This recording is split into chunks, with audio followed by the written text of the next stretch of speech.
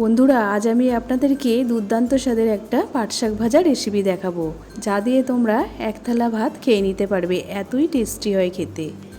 আমি 2 আটি পাট শাক নিয়েছি। পাট শাকটা আমি কিভাবে বেছে নিই আপনারা দেখতে থাকুন।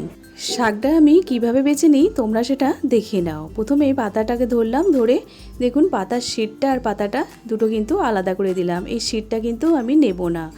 এইভাবে সবকটা শাক আমি এইভাবে বেছে নেব।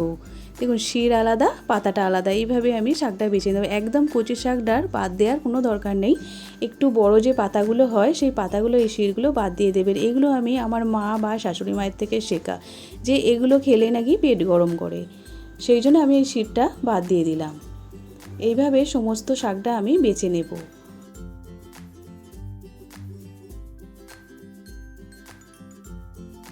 শাকটা আমার বাছা হয়ে গেছে দেখুন। এবার শাকটাকে আমি ছোট ছোট করে কেটে নেব।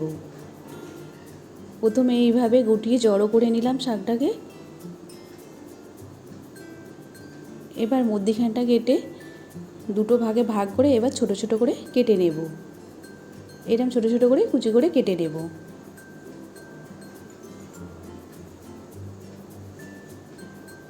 একটু ছোট করে কেটে নিলে খেতেও কিন্তু ভালো লাগে, আর এই শাকটা হতেও বেশিক্ষণ টাইম লাগে না।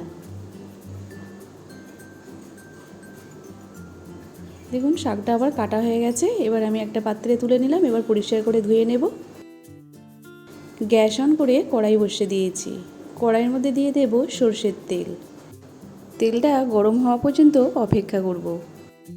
এখানে আমি একটা বড় সাইজের পেঁয়াজ কুচি করে নিয়েছি, আর 4-5 কোয়া রসুন থেতো করে নিয়েছি, আর একটা শুকনো লঙ্কা নিয়েছি।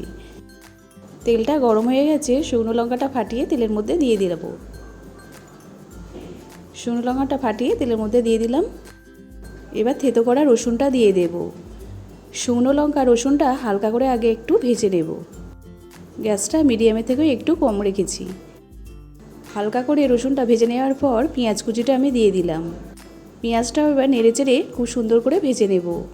পেঁয়াজ রসুন দিয়ে পাট শাক ভাজলে গরম ঝরঝরে ভাতের সাথে খেতে কিন্তু দারুণ লাগে। পেঁয়াজ রসুনটা আমার খুব ভালো করে ভাজা হয়ে গেছে। এবার আমি শাকটা দিয়ে দেব। শাকটা দিয়ে একটু নাড়াচাড়া করে নেব।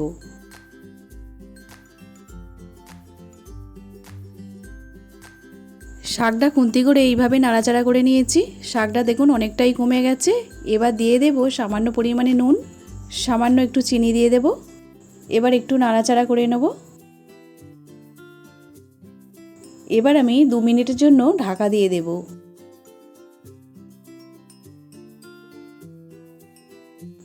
গ্যাসের আঁচটা মিডিয়ামে রেখে এইভাবে নেড়েচেড়ে শাকটা আমি ভালো করে ভেজে নেব।